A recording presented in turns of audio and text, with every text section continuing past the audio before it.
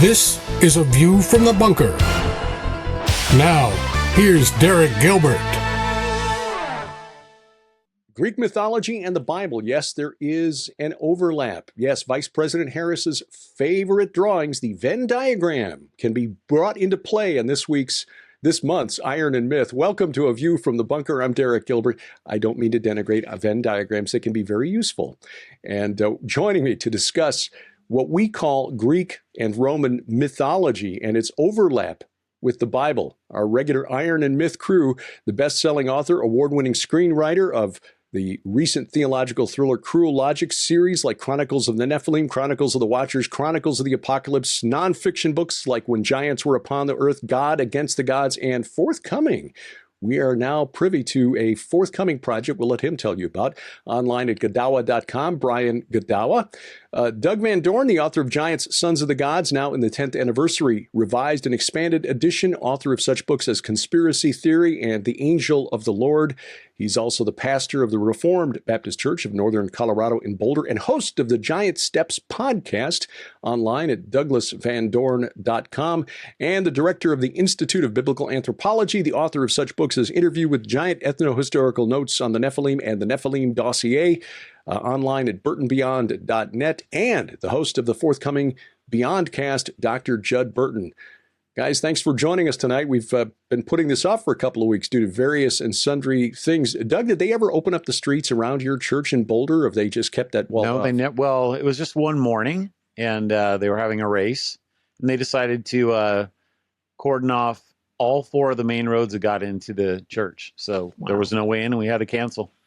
That is astonishing. That is Boulder. Yeah. That is Boulder. Well, I guarantee that kind of thing would not happen here in the Ozarks. We're kind of in a bubble around here. Judd, we're glad you're feeling better this week and with us tonight. Brian, you want to tell us a little bit about your forthcoming project here? Do you want to hold it off till the end of the program, or do you want to tease that and just No, because it's kind of relevant to what we're talking about today. Is so I'm finishing up my latest novel, which is Judah Maccabee, and it's going to be actually in two parts. The first part is Judah Maccabee, the Abomination of Desolation, and then the second part is Against the Gods of Greece. Should be out in January. It should be out on January 1st. And just excited because I'm really close now to, got my first draft done, and it wrestles with that story of the cleansing of the temple in 165 BC by Judas Maccabeus, or Judah Maccabee, and his brothers, and it's a story in the Apocrypha. While it's not scripture, it's historically been respected throughout all of church history as a worthy, book of, shall we say, encouragement or learning or education considered by the church. Mm-hmm. And my goal was to sort of tell the story in the context of my Chronicles of the Watchers series, where it deals with the supernatural world as well, and show how that works together. But this is a very interesting time period, the intertestamental time period, where things are very different. It's when God was silent and he was not present in the temple. And so this is a very interesting theological thing going on, as well as an exciting, action adventure with romance and stuff like that. So I'm at the point now where I feel like this is probably one of my best stories I've written. So hopefully, my readers will find so. I look forward to that, because that's a period of history I've done some reading on and research on recently, with the research that's been done by a group of scholars that they call the Enoch Seminar, who have been looking into the book of First Enoch, which is divided up into like 5 different sections. And that second section, which was written just before the birth of Jesus, especially relevant to New Testament theology and prophecy. But the political things that were going on in Judea in that period of history, that intertestamental period, really produced the Essenes and the religious, the theology in the book of First Enoch, the book of the Watchers, the first 36 chapters, which most of us are familiar with. I've been doing a lot of study on the second section, chapters 37 to 71, because of things that pop in there. But of course, this period of history, the intertestamental period, was dominated by the Greeks and then the Romans, because of the weakness of the Persian Empire. They got pushed back by Alexander the Great, and then as his kingdom fractured and split, then you had the Romans coming in and inserting themselves. So it led to a lot of cross-pollination between their religious beliefs and what the Jews had been had been preserving since the time of Moses and Abraham. And there were a lot of Jews who were Hellenized. That's what's so interesting, where there was a sort of a fusion of the Greek religion, which is relevant to our issue today, because, in a sense, the gods of Greece at that time were, in power, so to speak, over Israel or over Judea, right? And so, it's very interesting. And it also brings in some of Daniel's prophecies as well, where he, talks about the Abomination of Desolation and the kings of the north and south. Very fascinating. It's something that you'd be surprised to find how relevant it is, even for your biblical faith as a Christian. Yeah. Mm-hmm. Well, Judd, you did your doctoral dissertation on the religious history of Banyas today, but Peneus back in the day, the Grotto of Pan, which of course was a Greek demigod or goat demon. So you had to do a lot of reading and research on that period of history and how the religion of Greece intersected with the Jewish settlers, the Jewish people who lived in that region. So let's start it off there. I mean, how influential or how much did the Jewish religious scholars, the religious hierarchy, if you will, in the pre-Christian era have to contend with Greco-Roman religion? Constantly. I mean,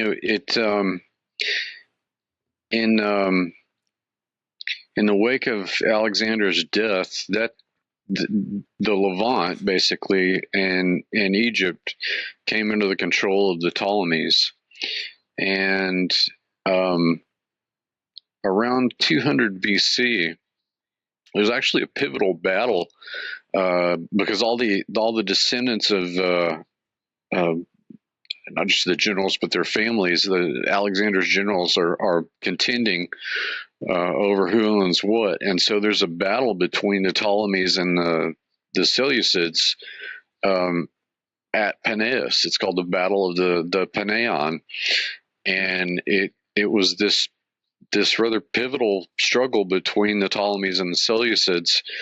And as of 200 BC, the Seleucids took over the territory in the Levant, and they'll remain in control for the most part until the Romans take over the Near East after 63 BC is kind of the watermark date of the taking of that part of the Eastern Mediterranean,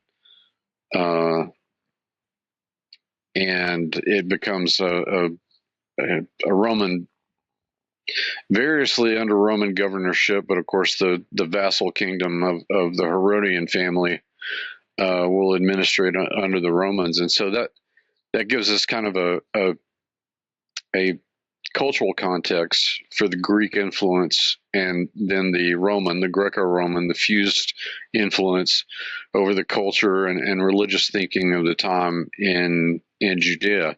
And the short answer to your question is that the influence on religious thinking, on the culture, was nearly constant, because look, if you look at the game plan that Alexander had in establishing his empire, he sets up these Alexandria, these cities that are bastions and outposts of Hellenistic culture.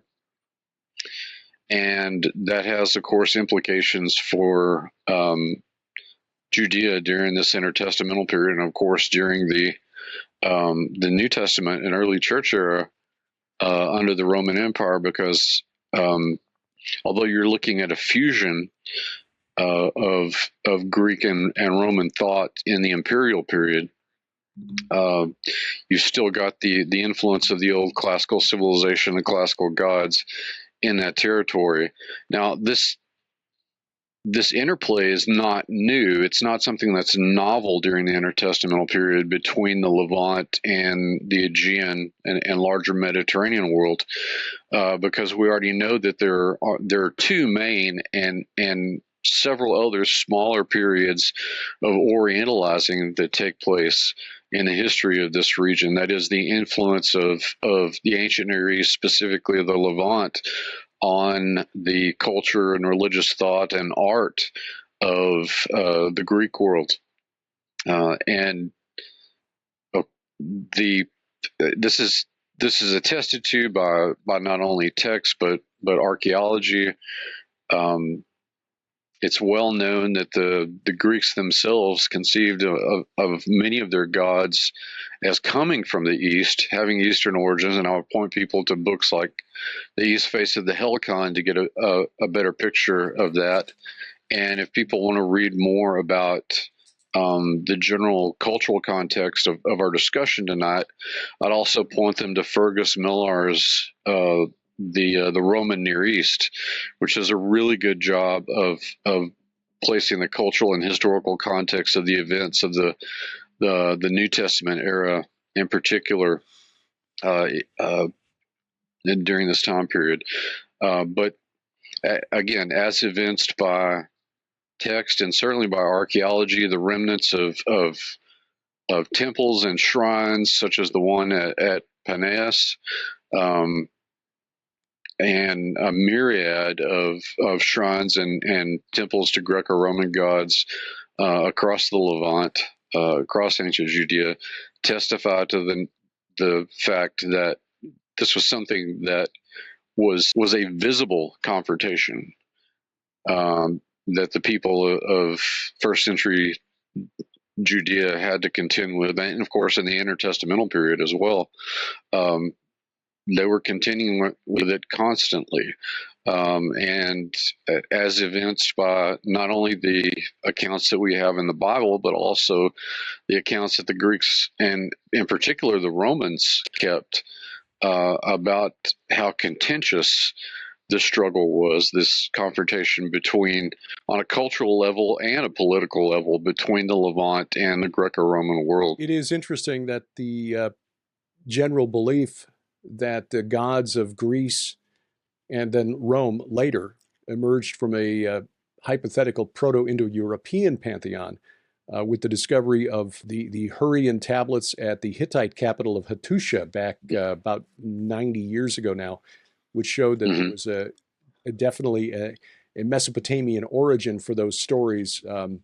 The Song of Going Forth among the Hurrians was clearly the original of the story for how Ouranos, the sky god, was castrated by his son Kronos of the Titans, who in turn was overthrown by the storm god Zeus and the Olympians. The Hurrians have the same story, just by different names, and that is also reflected in similar stories among how kingship amongst the gods transferred from Anu, the sky god, to Enlil, to Marduk, who was not a storm god technically, but he had storm god attributes. You mentioned East Face of the Helicon. There was another book by a scholar named Michael Astor called Helleno-Semitica, which essentially covers the same ground. The bottom line being that the mythology, or the religion really, of Greece and Rome actually came from Mesopotamia. Doug, go ahead, Brian. Because I know you've got to have done a lot of research on this for the time period that you're setting the Maccabees novels, or the setting of the Maccabees novels. Sure. And I think we need to go into this succession myth and how it's connected to the Rephaim, which you've written a lot on, Derek, which has been very helpful. Let's get in that. But I think to set the stage, though, it's important to understand, too, even though what you're saying is good, that there's the scholarship out there saying that, the dominant biblical scholarship still remains in the heavily liberal camp that tends to assume several things that I don't believe in.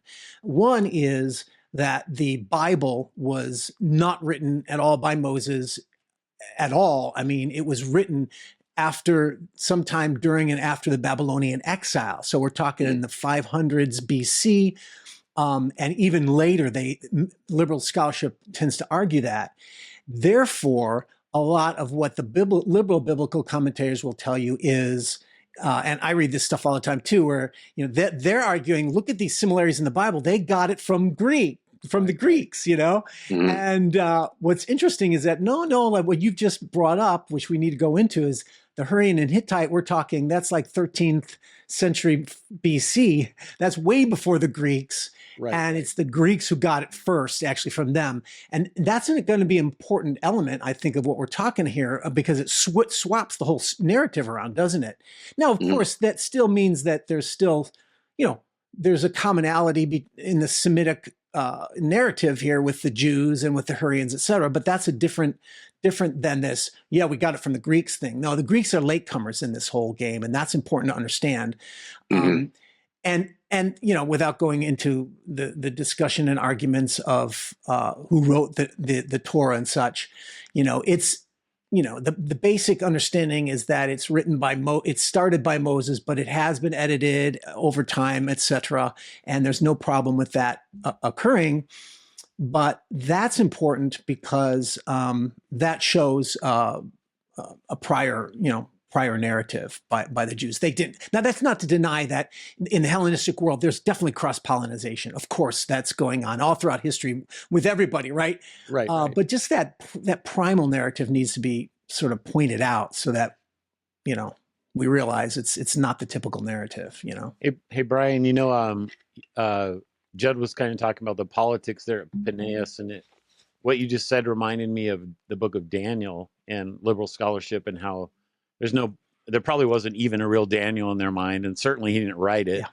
Yeah. And got me thinking about the abomination of desolation that he predicts, and how when the liberal scholarship talks about this, they say this is so similar to what happened with Antiochus Epiphanes and Zeus in the temple there, that there's no way that it could have been written before the fact. And I'm guessing that you probably have been thinking a lot about that particular thing. And I was just wondering if you could talk just for a minute, since we're still on the politics, about how that political situation, when they brought that statue into the temple, like what did that do to the Jewish people? And how did the Greek god there influence what we're talking about tonight? Yeah, no, that's very important. And maybe even tell a little bit of the story, because I don't know how much our listeners even know that story. Sure, yeah. In the book of Maccabees, it tells the story, begins roughly around 168 BC, when Antiochus IV Epiphanes, he was the son of Antiochus the Great. He is the king of Seleucia, or the Seleucid kingdom, and so the Maccabees tells the story of how he, in his battle with the Ptolemies in the south, they're both Greek kingdoms, and Israel or Judea is in the middle, and they're sort of like some of the prized territory that they're fighting over, right? And so in the course of that, Antiochus Epiphanes invades Egypt at like 169, and then he invades it again in like 168. And when he returns from Egypt after invading it, interestingly, Derek, you were bringing this up about Rome, and this actually marks the turning point where the Greek kingdom just starts to go downhill, because it becomes submitted to Rome, because Rome is a rising power. And there's a famous scene where Gaius Popilius Laenas is a senator sent from Rome, and Antiochus Epiphanes goes down to Egypt, and he's going to, for the second time, he's going to invade it, but he's going to conquer it now. And he's got his army surrounding Alexandria, but Rome sends its senator, and it's a famous story where the senator comes in, and at that time, Rome was the rising power. So both the Ptolemies and the Seleucids were very, shall we say, respectful of what Rome's opinion would be. And that's putting it mildly, right? And so when Gaius Popilius comes in, when Antiochus goes to meet him, the king Antiochus is there, and he goes to meet him, and he offers his hands out to greet him, and Gaius doesn't do anything. He just draws a circle in the sand around Antiochus, and he says, I would like to have your answer of whether you are going to return to your kingdom or not before you leave this circle. In other words, there's no discussion. There's just, you're going to obey Rome or not. And he did obey Rome because he knew that, he'd be slaughtered if he didn't. And that was that's the beginning of the submission that then the Greek kingdom from that time on never really loses that sort of, what's the word I'm looking for, submissive or client kingdom type thing of Rome, Mm-hmm. And so, but on his return, he's ticked off. He hears about that he actually hears that there's a revolt going on in Jerusalem. And it was a civil war between rival high priests at the time, Menelaus and another one, Jason, who had been kicked out. Menelaus had bribed the king and kicked out Jason. Jason's coming back because he hears that Antiochus was killed in Egypt, which is wrong. But so he figures, oh, good, I'm going to rise up now. Now we don't have to worry about Cilicia or the Seleucid kingdom. So he rises up and there's a civil war going on in there. And so Antiochus thinks that there's an uprising against him. So he's on the way home. He stops off at Jerusalem and he uses one of his generals to bring the peace, so to speak. But Jason actually flees, and Menelaus is the high priest, and he's actually friends with Antiochus. So he quells the problem at the moment, and he, takes, plunders the treasury of the temple and all that, as usual. But then what he does is he leaves his general behind, Apollonius, and he slaughters a bunch of the Jews in the city just out of his anger, And within a year or so, he sends Apollonius back, and that's when he sets up the Abomination of Desolation. But what's important about this is, up until that time, Antiochus had allowed a certain amount of freedom, just as his father had, for the Jews to worship their own God as long as they're submissive to the kingdom. But now this marks a distinct change, and there's all kinds of debates over scholars about why did he make this radical change. He then comes in and says, look, no more. I've had it. He sets up a statue of Zeus in the temple, in the altar of the temple. And now you got to worship the Zeus, and you're going to sacrifice pigs, and no more of your ancestral taboos on foods like pigs and stuff. You're going to eat pork, and no more circumcision. Of course, that's a sign of the covenant. And so he just says, that's it. In other words, Hellenism had been very tolerant in that point in time, and most other religions had gone more along with Greece than the Jews did, and he just had it. So that's sort of the time. Then that's what precipitates the revolt of Judas and his brothers, which ends up being the Maccabean revolt that kicks out King Antiochus. But what's interesting is, so he sets up that statue to Zeus, and that's a really extreme act.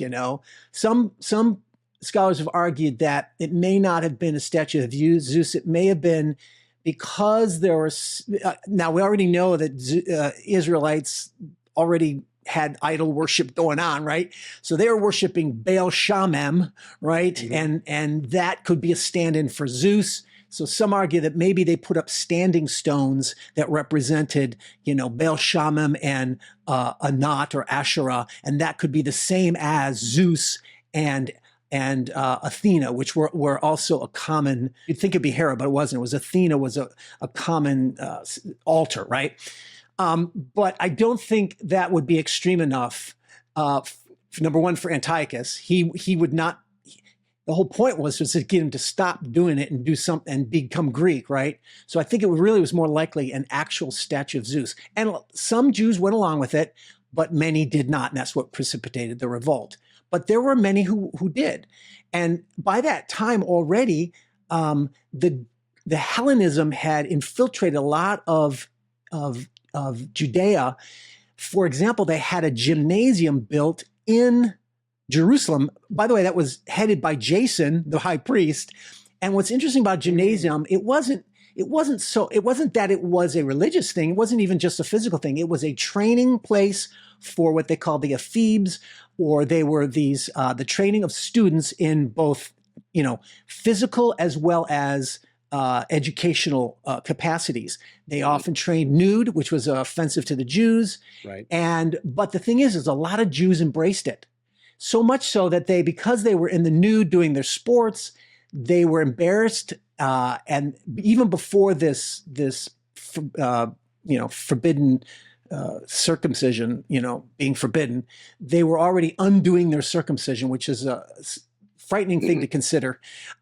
Many Jews had undone their circumcision, and you don't want to know the details, because they wanted to be more Hellenized, right? But this is where it strikes at the covenant, right? So it's not just this sort of like doing cultural things. Oh, it's covenantal, right?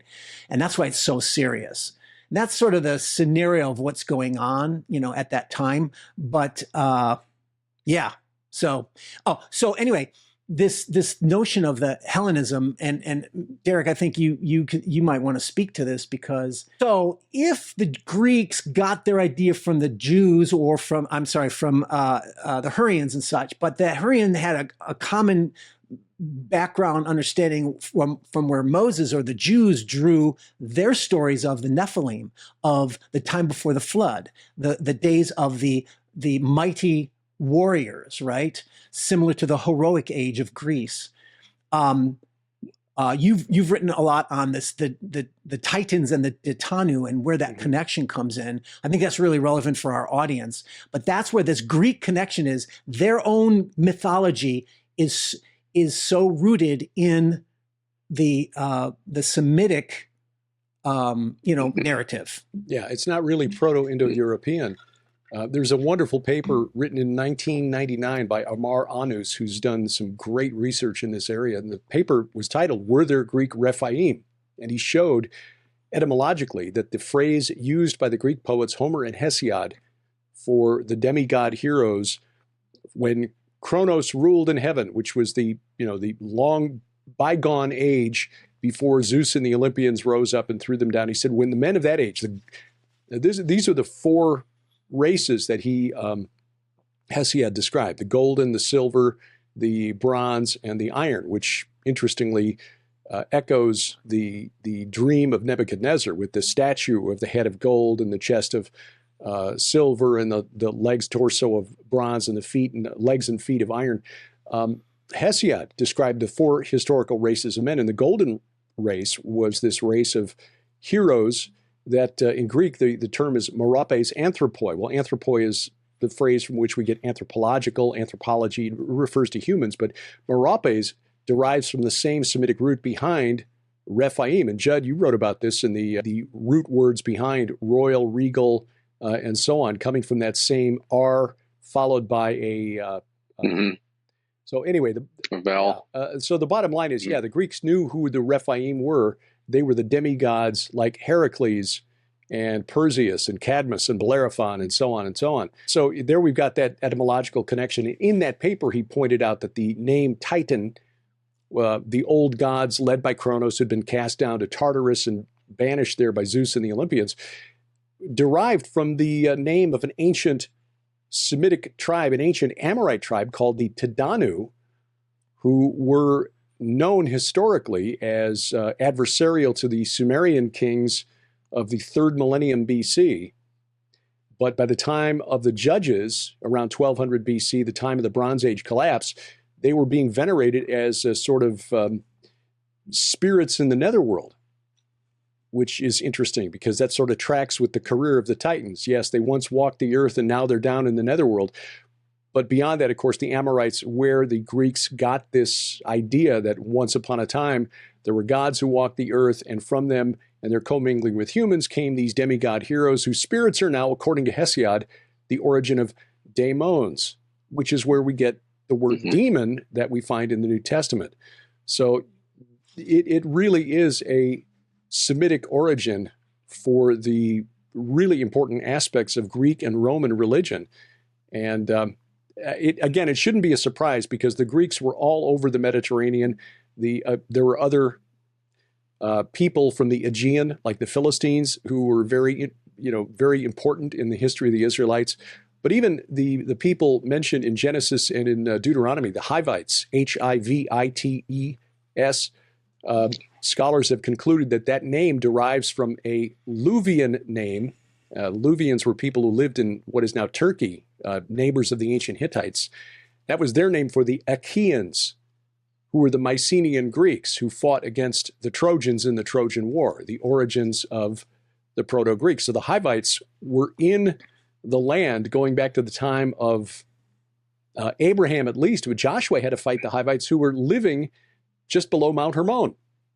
So they were in that region going back to the time of Abraham. So it shouldn't surprise us that by the time of Alexander and his successors, they're bringing what looks like Greek or Canaanite religion back into Judea. It's because they've been there the whole time. So, and I think it's really interesting that, in my view, Jesus identified Zeus, the storm god who was the king of the Greek pantheon, equivalent of Jupiter in the Roman pantheon, but also the equivalent of Baal or Baal in the Canaanite pantheon, as Satan. It's in Matthew 12, beginning at verse 22, where he's confronted by the Pharisees who accuse Jesus. Jesus is confronted by the Pharisees who accuse him of casting out demons by the power of Baal the prince, Beelzebul.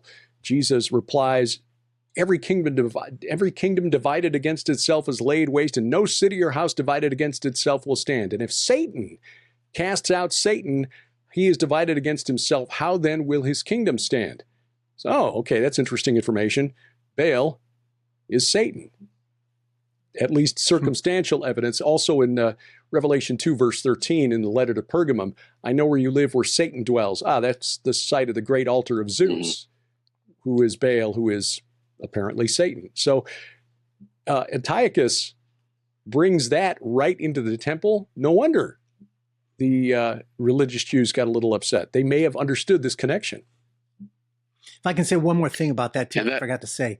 Abomination of desolation is an interesting phrase because in Hebrew, the word for abomination is siki, which is not the same as toeva, which is what you normally hear about. Don't eat shellfish, it's an abomination, and don't do this and that, that the Canaanites do, it's an abomination. And the siki is actually more relevant to an image. And that's one of the reasons why I don't think it's a standing stone or just a generic altar, but it's an actual image, because it's an image that makes desolate, meaning, I understand that to be that God leaves. It's like, okay, if you're going to put this image of a false god in my temple, then I will not be there, that kind of a thing. Or in general, I think they just meant that it brings the desolation of their faith, of their religion, or what have you. So Doug, when you're preaching on Sunday morning, how do things like this creep into sermons, and how then do you talk to your congregants and say, and by the way, it's not Percy Jackson and the Olympians we're talking about here. These are not made-up creatures who were like the imaginary friends of the ancient Greeks. We're dealing with real entities here who had rebelled against God. Yeah, I think that this is one of the hardest questions for people. Once they get this, then everything starts clicking. But it's very hard for them to make the initial leap, which is that you're telling me that Zeus is real? I mean, it's that simple. It's that guttural. Mm-hmm.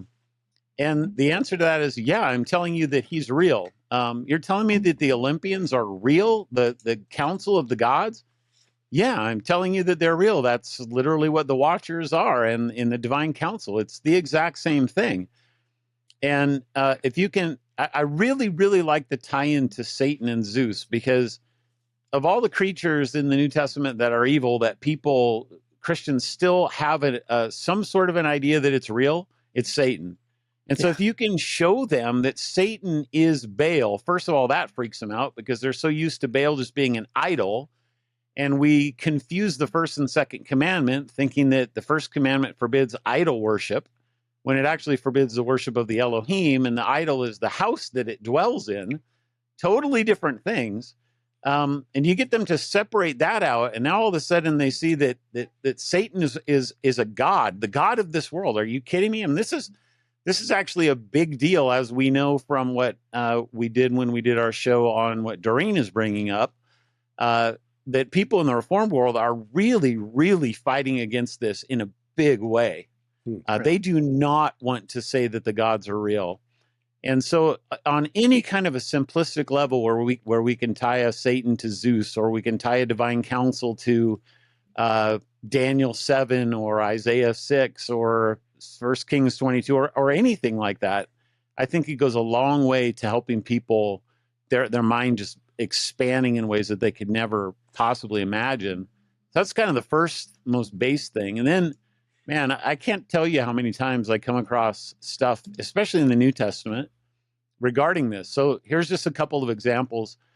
A really fun one for me is when Paul is in one of the cities in Galatia, and him and Barnabas are preaching, and the people of the city say, hey, Barnabas is Zeus and you're Hermes. And you just read that and you go, what in the world does that even mean, you know?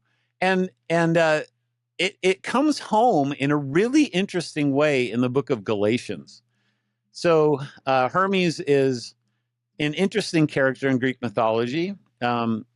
He's both the messenger, kind of the chief messenger of the gods, but he's also the chief healer. I mean, he's kind of the one that the whole catechus or caducus, however you want to say it, comes from him. Hermeticism comes from Hermes. And so there's this almost a throwaway line in the book of Galatians where Paul says basically, look, I was sick and I couldn't do anything to heal myself. And you just read that and you go, okay, and you just keep going. But all of a sudden you go, well, now, wait a minute. Aren't these the very people that called him Hermes? And here's Hermes, who is not able to heal himself. Why is that? Paul says, because God wouldn't let me be healed. And why is that? I think it's because God was blowing a hole in the minds of the Galatians, saying, this is not Hermes. I am the God who heals people and doesn't heal people. Hermes is nothing. So I think there's a lot of this kind of use of Greek mythology that the New Testament does. I'll give you one more example. Maybe I'll give you two more, because I think these are both interesting.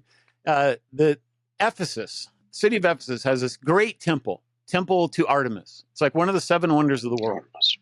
And Artemis is fascinating. There's a whole story of her in Acts as well. That you can read that ties into this. People at Ephesus and Paul basically puts them out of work because he gets rid of the worship of the goddess. But when you come to like Ephesians 6 and it starts talking about how our fight is not against flesh and blood, but against the dominions and the powers of this present age of darkness, right? And you understand that Artemis, her worship dominated the city of Ephesus. And Paul is all of a sudden saying that we're fighting against supernatural entities, and she fits right in line with that. Now you say, you just connect the dots and you go, well, now, wait a minute. Does that mean that Paul thinks Artemis is real in some way? And the answer to that is, yeah, he thinks she's real in some way. She is one of these powers and dominions that the gospel is coming and setting us free from. And then one more, one I found fairly recently preaching through Acts. There's this story that begins the section of Acts. So Acts is laid out starting in Jerusalem, and then it goes to Samaria, then to the ends of the world. It's kind of this move from the center outward with the gospel. So right as Luke begins the second part of this, so they've now left Jerusalem, and they've kind of gone into Samaria a little bit. Now they're getting ready to go into the Roman world. The story that people usually think begins this is the story of Acts 10, where, Peter has this dream of the meat on a sheet, and Cornelius is the first Gentile convert and all this kind of stuff. But that's technically not literarily where this section begins. It actually begins at the end of chapter 9, and there's these two stories that are given. One is a story of a girl named Tabitha, who's also called Dorcas, Luke says. And then she dies, and then Peter brings her back to life. And then this other story of a guy named Aeneas, who is like this poor guy, nothing in the city, and he's a cripple, and Peter heals him. Well, why in the world would Luke tell us these stories? So if you know anything about your Roman mythology, you'll know that there's a founding myth that Virgil created called the Aeneid. Right. You go, well, what is the Aeneid all about? So it's about Aeneas, who's the hero who survives the Trojan War. And then, he spends a long time trying to find a place to land. And he ends up going down to city in, I think, Carthage, probably in Africa. where he meets the Queen Dido, who's actually originally supposedly from Tyre, which is really interesting, over there right just north of Israel. Anyway, the two kind of fall in love and they go on a hunt. And there's all this language of Aeneas being a hunter, and then she becomes the huntress. And there's this moment where they end up chasing this deer into a cave, and then they end up getting married by Juno or somebody. And then what happens is that Dido's madly in love with him, and it's not requited. And so she thinks they're married, and he's like, no, we're not married. He leaves her, and she ends up committing suicide. Okay. And so this is kind of Virgil taking little stabs actually at the Roman Empire, which is really interesting, through his myth, saying that the way that Rome spreads is through violence and through uncontrolled passion and all this kind of stuff. So now all of a sudden you come to the beginning of Luke's gospel, right at the point where the gospel starts spreading, and you find that there's this girl named Tabitha, and he tells you her name is Dorcas. Well, that doesn't help us as English people. So you go and you look up what it means, and her name is actually a deer. So, okay, well, that's interesting, because that's exactly what's going on with the Dido and Aeneas story. And then she dies. And then Peter brings her back to life with the gospel. Then the next story is actually a guy named Aeneas, exactly the same thing as what we find in the Aeneid. And instead of being basically the founder of Rome, who's this demigod figure, he's this total nobody in this backwoods city who Peter heals. And the idea then would be that Luke is using Virgil in a subversive way. You'd love this, Brian. Mm-hmm. In an attempt to show people who are very familiar with the stories that the gospel and the kingdom of Rome are at odds, but the gospel spreads exactly differently than the kingdom of God spreads completely differently than the kingdom of Rome ever did. It spreads through the proclamation of the word, of the good news, and of the healing of people, as opposed to this violence and lust and uncontrolled passion and all this other kind of stuff. So those are the kinds of things that if you know your mythology, you can come to realize that, yes, it's telling us about entities that are real, but it's also, the Bible's using it in ways that are subversive to show that, sure, that and we know this from the Old Testament, stories of Baal and Daniel 7, and how Daniel is almost repurposing the Baal cycle. I think the Transfiguration is doing that in some interesting ways. I mean, this is just found all over the place. But if you don't know your myths, then you won't ever understand this kind of deeper level meaning that I believe is very intentional on the part of the writers in the New Testament. Yeah. Could that be why we've jettisoned classical education from our curriculum? Well, yeah, except that it's been reworked into like Percy Jackson and the Olympians as a way to get young readers to read. Okay, so they're teaching kids that being one of the Nephilim would be really cool. And the Avengers, right? Same sort of thing. Yeah. It's not. Yeah, like it's widespread now. The whole, I mean, there's a whole genre of novels about that kind of thing, the gods and stuff. And I mean, I remember, 20, 30 years ago, that occasional thing would go on, like you might have a movie about, Jason and the Argonauts, right. And it was like strict Greek mythology. But nowadays, they're just incorporating the gods into all the stories, stories and movies, and, et cetera. Absolutely. The recent series, American Gods, which is based on the works of the writer who's gotten himself into trouble, Neil Gaiman, who's done a lot of stuff where takes supernatural inspiration and just kind of pillages the history. That's everywhere. They're doing it with the Nordic sagas. Yeah. Well, Ragnarok, that TV show Ragnarok. Yeah, right. In other words, it's kind of like it's become more acceptable in a way. That's we can see that as a positive to a certain degree, right? Right? Yeah, absolutely. At least we can which is that what my Chronicles novels is doing, exactly that very same thing.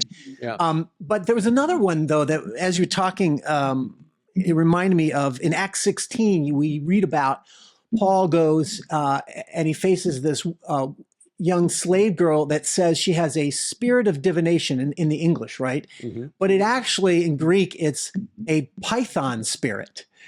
And that python spirit was a very well-known Greek thing that had to do with the Oracle of Delphi in Greece, which was considered the center of the Greek world because they had the Omphalos stone there, and that was like the center of the earth, kind of like Jews saw Jerusalem as the center of the earth, right? But anyway, it was very crucial because the priestesses who spoke in the Oracle of Delphi, they would come from all over the world to get their oracles. That's how much they were respected. And what was interesting is that they would actually sit on these three-legged stools over a crevice from which there were vapors coming from the earth. And you know, of course, now the modern man would say, yeah, see, that's where they got the ecstatic. It's some fumes that are making them like glue fumes, right? You know, it's making them hallucinate and this kind of thing. But as we've discussed often on this program, no, but that could make some connection with sorcery, pharmakia, where maybe these physical, hallucinogens or whatever do become doorways through which people can connect with the spiritual realm. And that's evidently how it's being depicted in the book of Acts. Well, and that's well attested, Brian. There's a whole pharmacology in the ancient Greek world, and it is more often than not tied to access to the supernatural world. There were a host of concoctions that were used to induce those kinds of states. So it's well attested in the. I mean, even what we would think of as sort of conventional, medical influences, even on modern influences. Even people like Galen were writing about supplying. They were writing about supplying Marcus Aurelius with his daily dose of these hallucinogenic herbs or whatever, and he constantly, like any addict, he constantly needed more. So it's there's a treasure trove really of stuff out there. It's well attested, and that shines a great deal of light on pharmakia every time that it's mentioned, not just in the New Testament, but witchcraft and sorcery in the Old Testament as well. Here's another one along the lines of what you just said. Hey, Jed, I think can you mute yourself, because I think that there's some kind of noise going on with your. Yeah, we're hearing feedback. Yep, it's you. Yep. There's one here in Galatians 3:1. O foolish Galatians, who has bewitched you? It was before your eyes that Jesus Christ was publicly portrayed as crucified. Well, that word bewitched is the word where we get basilisk from. And so it's like the evil eye, like Medusa or something like that, where Paul's using an intentionally supernatural word that harkens back to something in Greek mythology that these people would go, oh, I guess I probably don't want to have anything to do with that message that's contradicting the gospel. So he's using that in just one word there. You kind of get the same kind of an idea. Going back to the Pythia and the oracles that were coming from Apollo, who was the oracle. Oh, yeah, I forgot to mention that. Yeah, he was the oracle god. It was the fact that, and once we get past the end of the apostolic era into the 3rd century AD, it was the fact that the junior Caesar to Diocletian, Galerius, in the year 299 AD, reportedly heard from an oracle at the temple of Apollo at Daphne, which was near Antioch in what is now southern Turkey, near the border with Syria. The oracle complained, and I'm quoting now from the source, that the righteous men on earth were a bar to his speaking the truth. In other words, they weren't able to get the oracles they needed. The Roman emperors really depended on these oracles. Do we go to war? Do we sue for peace? Whatever. And this led to the most intense persecution of Christians in the history of the Roman Empire. I mean, this was more intense than Nero's persecution of Christians in the 1st century. Diocletian purged Christians from the army. Christians were being losing their property. They were being thrown in prison. And this continued for several years until the year 311. So for like 10 or 12 years, Christians were intensely persecuted throughout the Roman Empire, which at the time stretched from what later became Byzantium, the Eastern Roman Empire, through Britain. And it only ended because in the year 311, Galerius got real sick. By this time, he was the emperor, and he was desperate for some divine intervention. So he called some Christian leaders in and said, "Pray to your God that I might get healed." But he wasn't. Apparently, he died of the same sort of thing that Herod Agrippa died of, eaten out by worms, basically. It was really gruesome, horrible. But one of the last known messages from Apollo, assuming this is a legit, this was written down by the early church theologian Lactantius in the early 4th century. The oracle at Claris was preserved in writing on a wall in the town of Enoanda, which was a Greek city in what is now southwestern Turkey. And according to Lactantius, it read this: self-produced, untaught, without a mother, unshaken, a name not to be even comprised in word, dwelling in fire. This is God, and we, his messengers, which in Greek would be angelos or angels, are a slight portion of God. And then Lactantius went on to note that this couldn't be Jupiter because Jupiter had a mother. Okay, that was I forget what her name was in the Roman pantheon, Rhea in the Greek pantheon, and a name, but Yahweh, the God of the Bible, was the only one who could make such a claim. And apparently the oracle of Apollo, assuming this was legitimate, was forced to admit it. So this is historically attested and really, really intriguing. I'm inclined to agree, to believe, like Lactantius, on the question of historical veracity. He would have been in a place to know those kinds of things since he was the tutor of Constantine's family. Yeah. Mm-hmm. So he admitted. What I also think is interesting is that Apollo was known in earlier times to the Semites of West Asia, the ancient Near East, as Resheph. And his name shows up in the Bible, although it's usually translated as plague. So in Habakkuk 3:3, when we read that God came from Timon, or Sinai, the Holy One from Mount Paran, his splendor covered the heavens, the earth was full of his praise, his brightness was like the light, rays flashed from his hand, and there he veiled his power. Before him went pestilence, which is Dever, which is a Canaanite demon known 1,000 years before the Exodus at the northern Syrian city of Ebla, and Resheph, or plague, followed at his heels.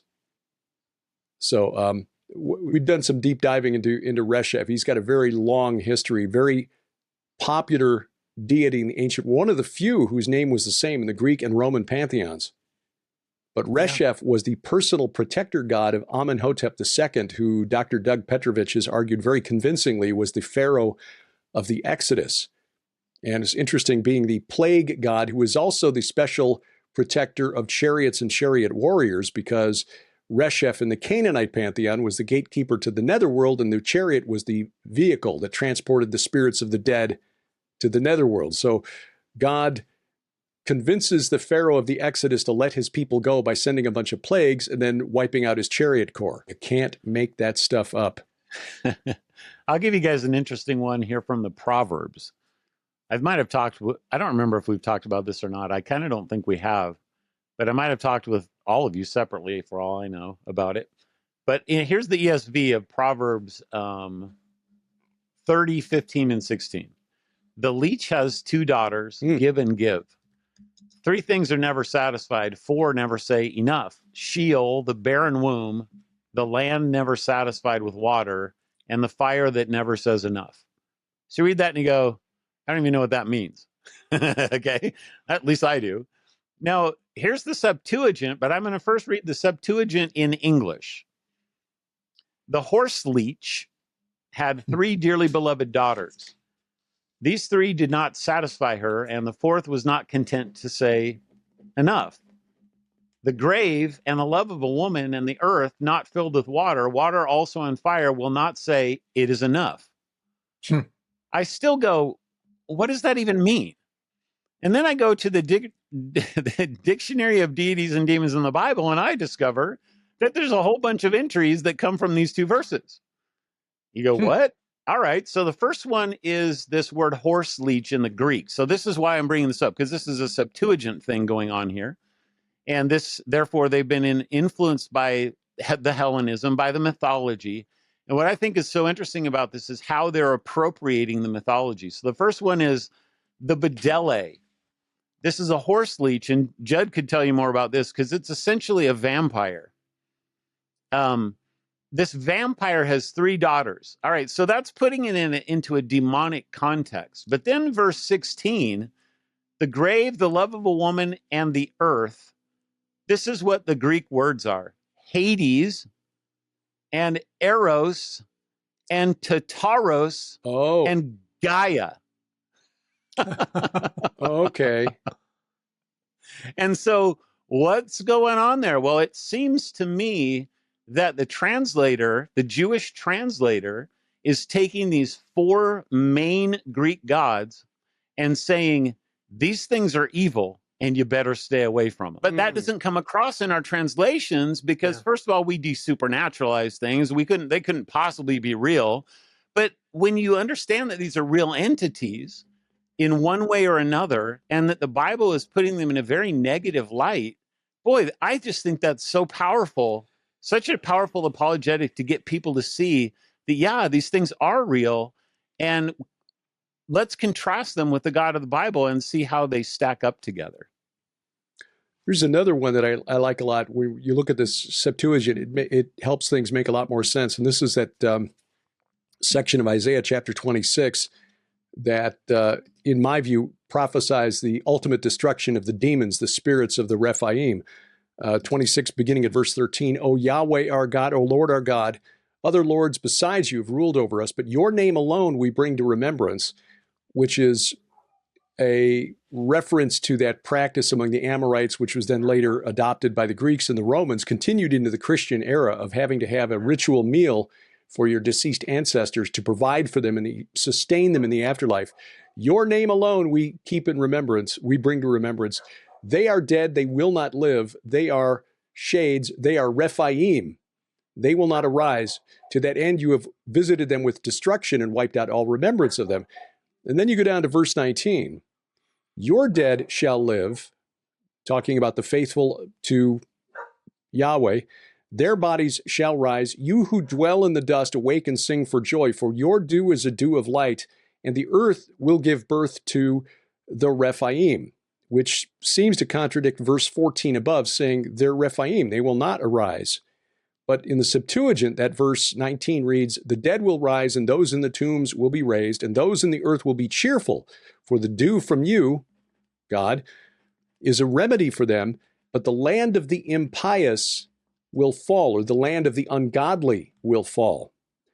Got a paper that I read years ago by a scholar named Brooke W.A. Pearson, who pointed out that the Septuagint, which was translated right in the middle of this period when the Jews were dominated by the Greeks and were very much aware of Greek religion, especially these Septuagint translators. They were at Alexandria in the middle of this Greek academic milieu. And so the land of the impious, in his view, would have been a reference to Tartarus. So Isaiah 26 then prophesying the destruction of the Rephaim, who we see elsewhere, like in 2 Samuel 5, when Valley of the Rephaim, where David did battle with the Philistines, is translated Valley of the Titans. These Jewish scholars knew who the Titans were, and here in Isaiah 26, they're saying when God, on that day when he comes to bring judgment, the land of the impious, or Tartarus, where the Titans are confined, will fall. And then you continue on to Isaiah 26, where he prophesies the destruction of Leviathan. So I think that whole section ties together, but it is interesting when you look at the Septuagint, because that was translated in the middle of that Greek atmosphere. Yeah, I was doing some research on that when I was looking into Maccabees, and it's a very, I don't know if I talked about this before or if I talked to you guys separately, but what you find out about the Septuagint is, to me, it's something that shows God's providential sovereignty and just how cool it is. How does God take this little nation on a size and land the size of New Jersey, right? And during the Hellenistic kingdom, it was even smaller. How does he take that and make it, fill the world and fill the earth, expand from that, especially because they weren't obeying him. They weren't giving the message abroad. They weren't embodying it. The scriptures say, the nations will look upon you and say, surely their God is the Lord, right? But they weren't doing that.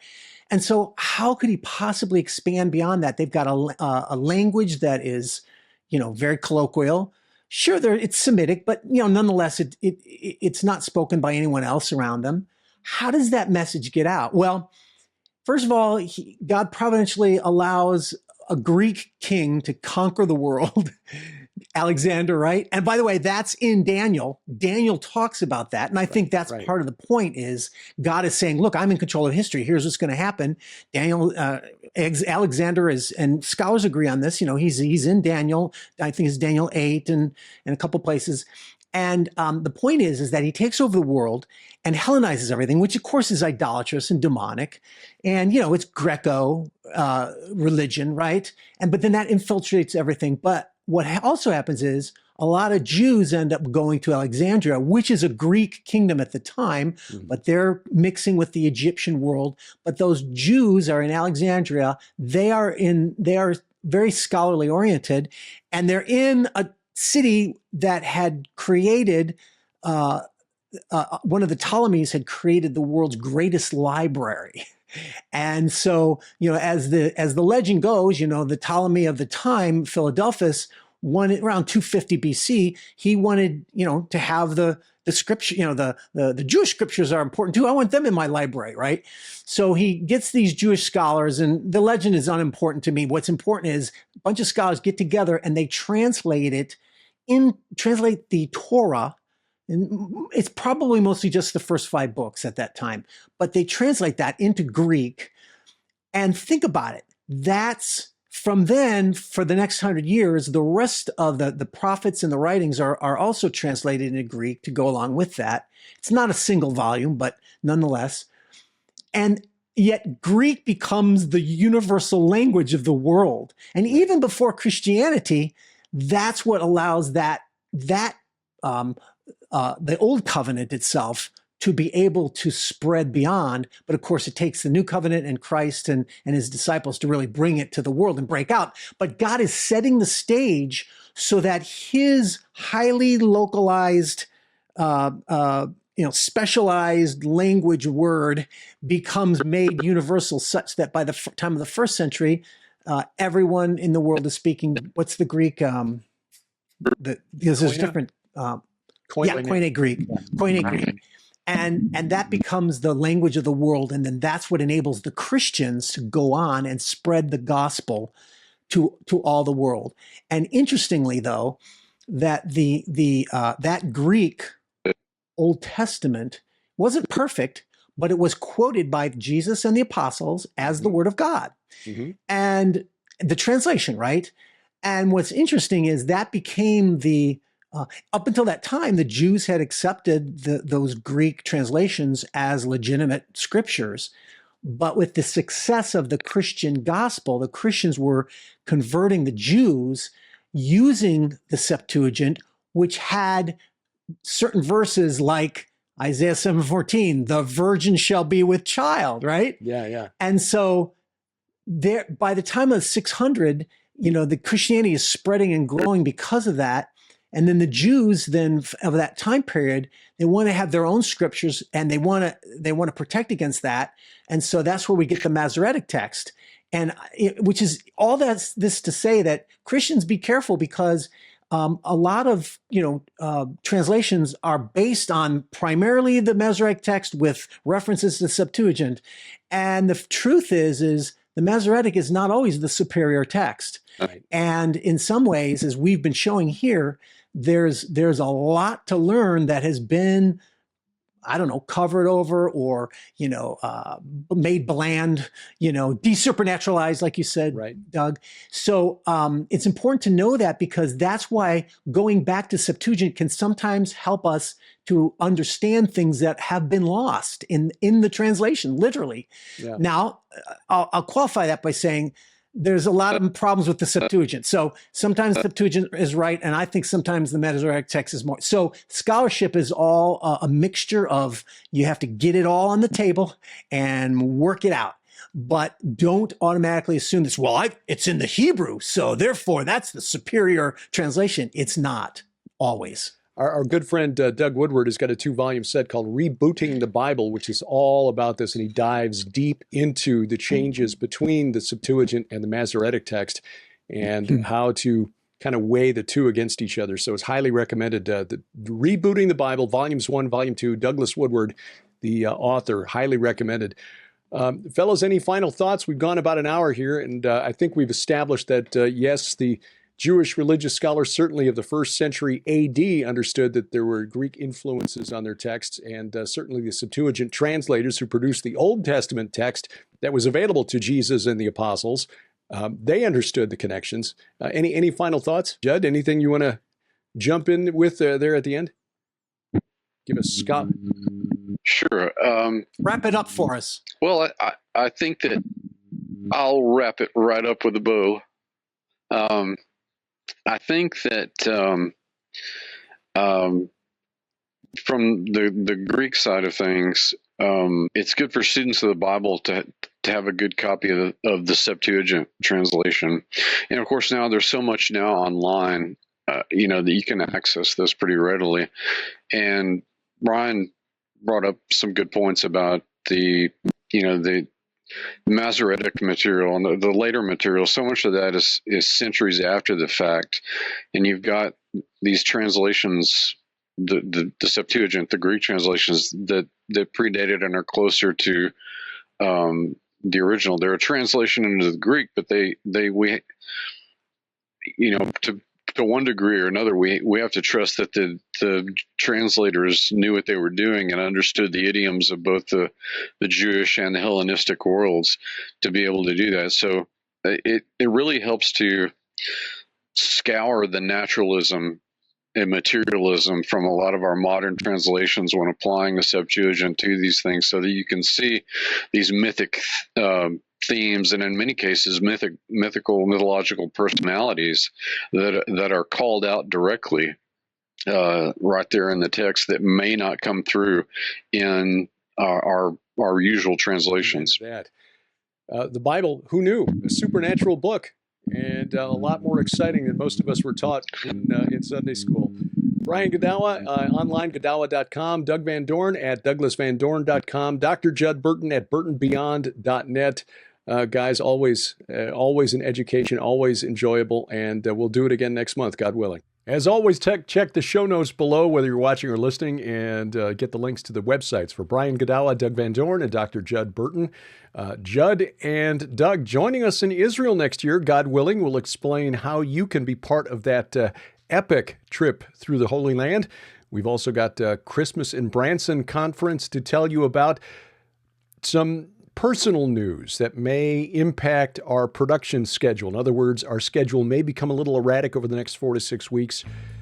Unexpected thing, I will explain that. And, oh yes, what happens when Gen Z goes anti-Zionist without a clue. Straight ahead, bless their pointy little heads, as A View from the Bunker continues.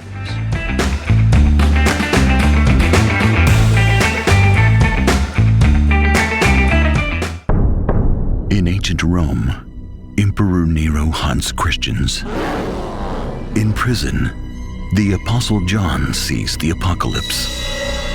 In Jerusalem, Jews revolt in all-out war. For them, it's the end of the world. One Christian woman holds the key to a war of angels and demons that will change the future forever. Chronicles of the Apocalypse is a series of biblical novels by best-selling author Brian Godawa, telling the story of the book of Revelation in the 1st century. 4 supernatural novels. Read them all, from Tyrant, Rise of the Beast, to Judgment, Wrath of the Lamb. Available in ebook, paperback, and audiobook at Amazon.com. That's Chronicles of the Apocalypse by Brian Godawa at Amazon.com. Our new book, The Gates of Hell, is available now, and we have a special offer on it at the Gilbert House store. You know, you're not going to find a deal like this anywhere else. You're going to get the book, which is a $21.95 value. You're going to get 3 DVDs. More than 12 hours of video content, plus the book for just $45. That's half price. That's half price because the whole package at retail is over $90. The Gates of Hell tackles mysteries like where was Jesus baptized and why did he choose to get baptized in a place known as the Land of the Serpent? Oh my goodness, you want this deal. This is the kind of thing that you can share with your friends, share with your pastor, read again, because trust me, the source information that Derek and I used for this, you're not going to find it anywhere else. Right. It's not just an archaeological or historical curiosity. It is relevant to us today. Again, a special offer for the month of October only at gilberthouse.org/store.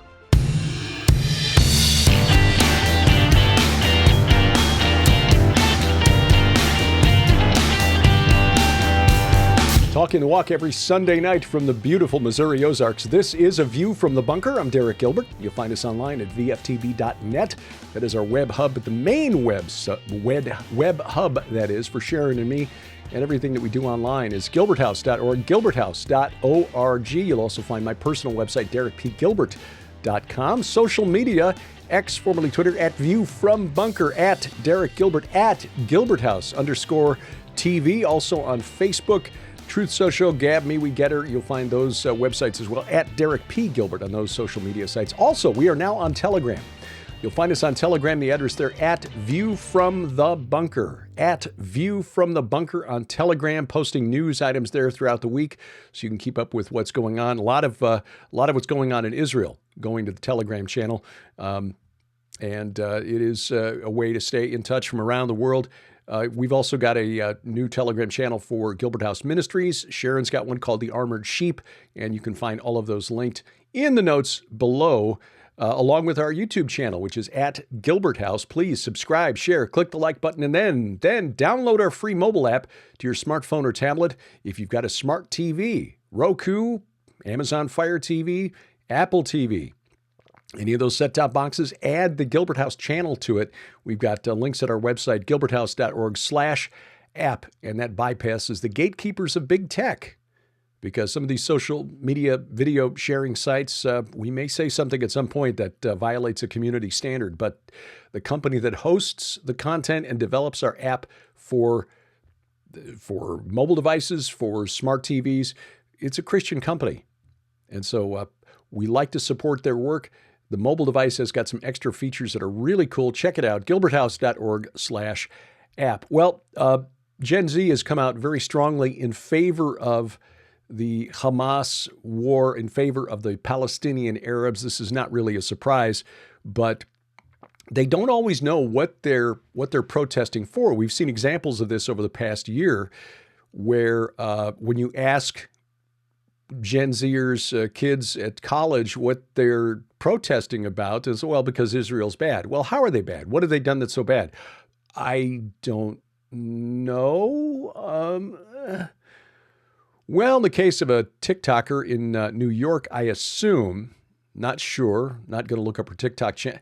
Frankly, I've got a TikTok channel, but I just find it really, really annoying. So we will occasionally post things there, but I just don't spend any time on TikTok at all.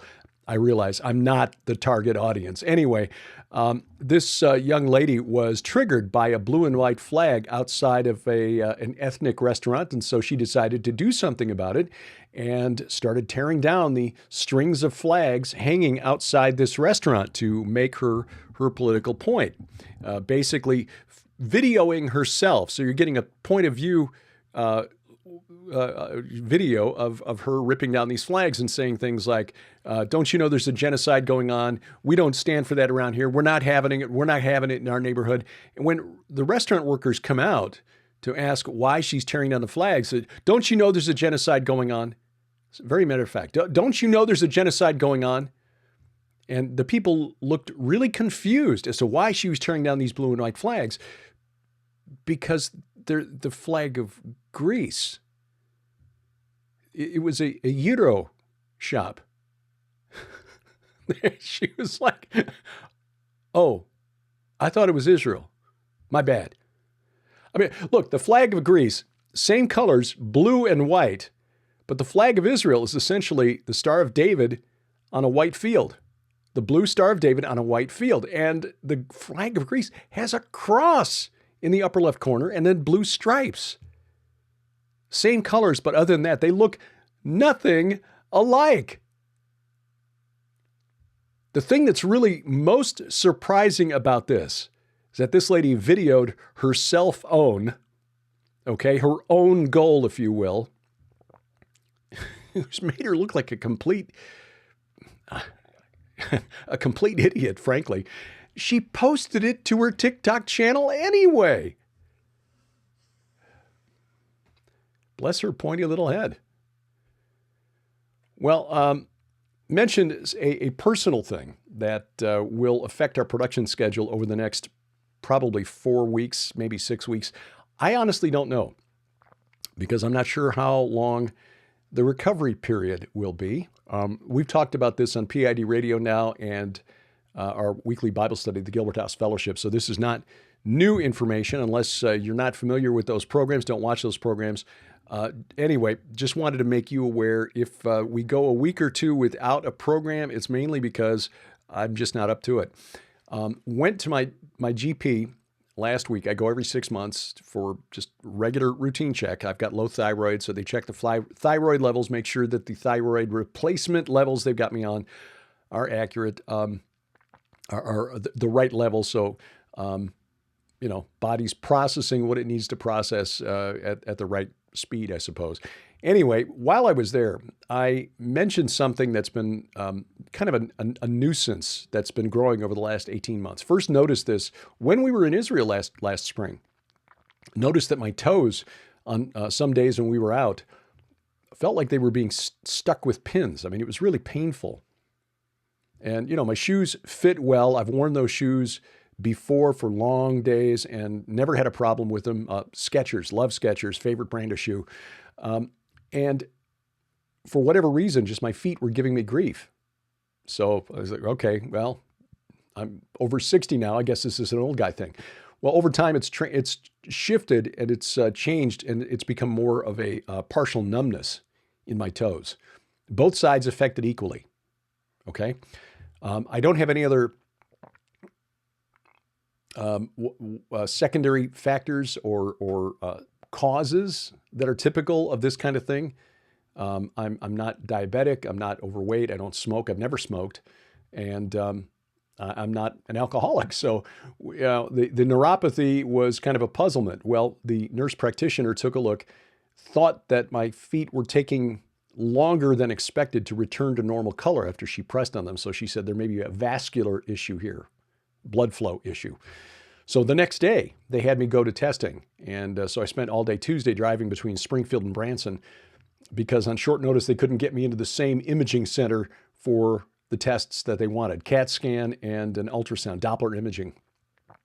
Doppler imaging, good news, showed no interruption in the blood flow apparently, but the CAT scan did reveal a couple of aneurysms in the iliac artery of my left leg. That's the big artery that splits off from the aortic artery around your belly button. One goes left, one goes right. In the left artery, there are two aneurysms, both about 2.5 centimeters, which is small as these go. At that size, they're at low risk of rupture.